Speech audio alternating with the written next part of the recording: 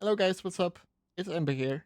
And today I'm gonna go over the original Marathon guide that I made. And I'm gonna go over some of the changes in the pathing and the abilities that I use, as well as how to solo the wild offering balls. Now as always, we end up in purple side and we will go out and reset the dungeon. And let's go over some of the requirements. As always, you can use swiftness potions just for like your final resort. I ended up not using one in a really long time. Curve Impending Doom and Nifty Stopwatch. We're also gonna need the Scepter of Celebrate. So we are gonna use less pets. Our pathing is gonna be a lot more efficient than it used to be. We're not gonna use a swiftness potion at all. Most of the time we're not even using the skull. I'm not concerned about pulling these anymore. I will just fear them and walk to the reset. Now another change that I made, I wanted to make sure that I don't cross the bridge when there is a elemental pack. So shit.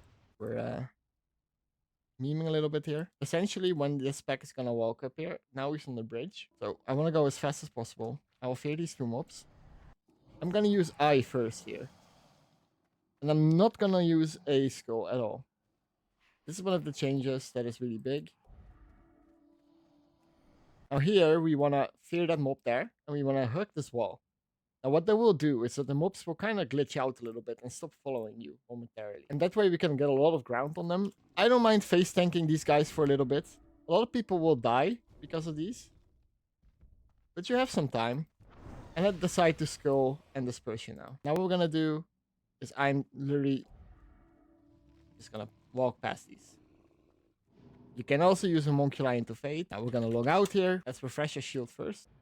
And now you could see, because we didn't use a Homunculi, we're basically just ready to go instantly. So I can go immediately right now, but first I want to explain to you guys how Princess works. So how Princess works is that she will have three abilities that are kind of note. The first one is that she will throw a boulder. She will first stand still, and then she will throw it, and it will stun you. The good thing is that we can outrange it. And we can also use a game mechanic called Leeway. Now what Leeway does is to make up for latency in the game. Basically, every spell has more range on enemies that are walking away, which means that if we're standing still, our boulder will have less range in total. Now we can use this to advantage to stand still at the end of her cast, and that way it will be a lot easier to outrange the boulder. The other ability that she uses is her fart cloud or dust cloud or whatever you call it. This will trigger and will knock everyone back while she's standing still. It will trigger whenever there's an enemy in melee range. And because we don't want to be in melee range, we will use our pets to force her to use the ability. And that way we can do a lot of damage to her while she's standing still. Now, the last ability is basically she will have a Wind Fury attack. And basically, if she's gonna melee you, you are gonna die instantly.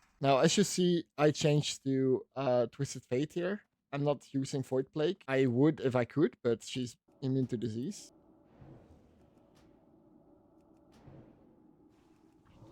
A lot of you guys will pee your pants here and be like, "Whoa, you're way too close to her. This is way too scary." Honestly, you're not really in danger. I will use my Eye of the Void here. She will even aggro on it really easily. Sometimes she will Disc Cloud. She will Boulder. I will use that to my spike her a little bit here. To prove you guys how easy it is to farm her, we will hook this wall. If you jump it, she will kind of glitch out a little bit. She's getting a little bit closer. I'm going to use my Homunculi. She will Boulder here. We will LOS it by this wall. Here we will burst her because she's using her fart cloud.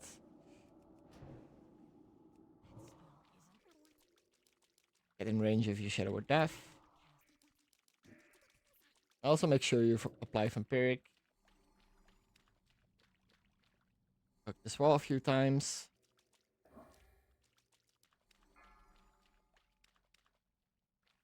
Stand still at the end. Basically, if you stand still when she's casting it and your Mind Blast is out of range, when you have 3 out of 3 Shadow Reach, that will mean she's going to miss it.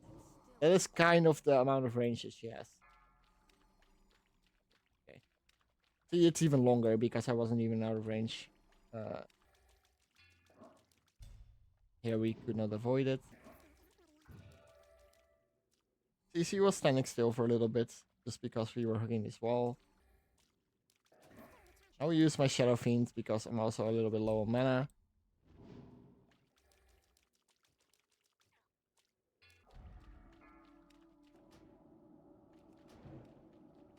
And it's just really easy to solo her. As you can see, there's like almost nothing to be afraid of. We will just slowly whittle her down. Use a Mind Spike here. I will not use my homunculi. Because I want to do the wild offering boss after this. And I kind of just want to make sure that I have pets for that boss, as you will see. That is kind of important. Now, for the sake of this video, I'm also being a little bit more careful. Usually, I want to kind of kill her in one lab, if I can.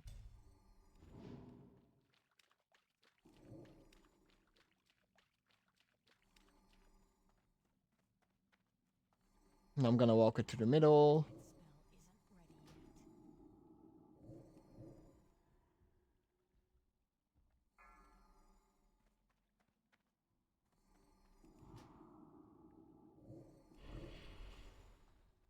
And we get a Blade of Eternal Darkness proc. Feels good, man. Oh. And we got her down. Oh. Oh, that is funny.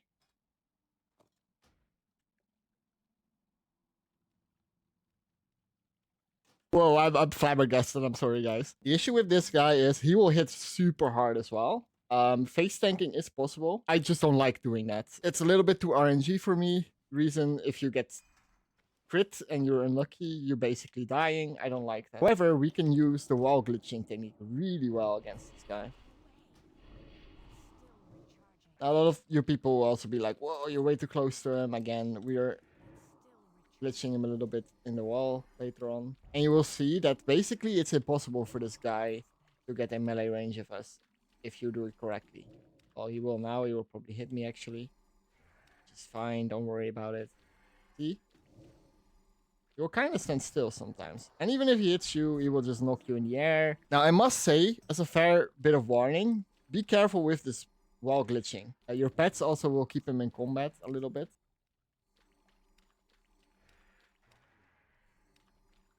Keep up all your dots. And he reset here. You can see that.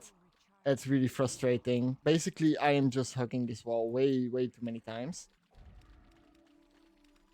Now, doing this wild offering balls is really easy. Just require a lot of patience. He also dies a lot quicker because you're using Void Plate.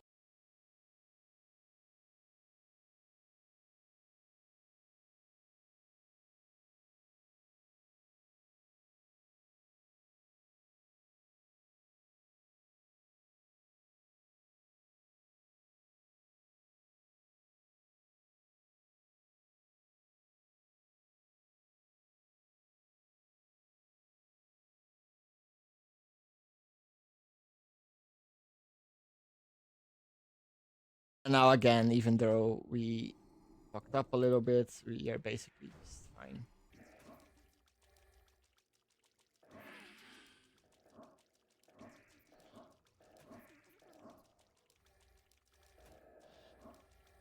And there you go.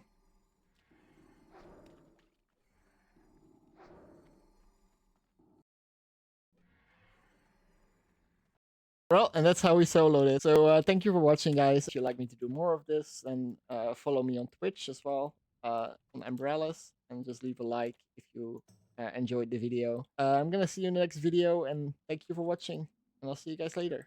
Bye-bye.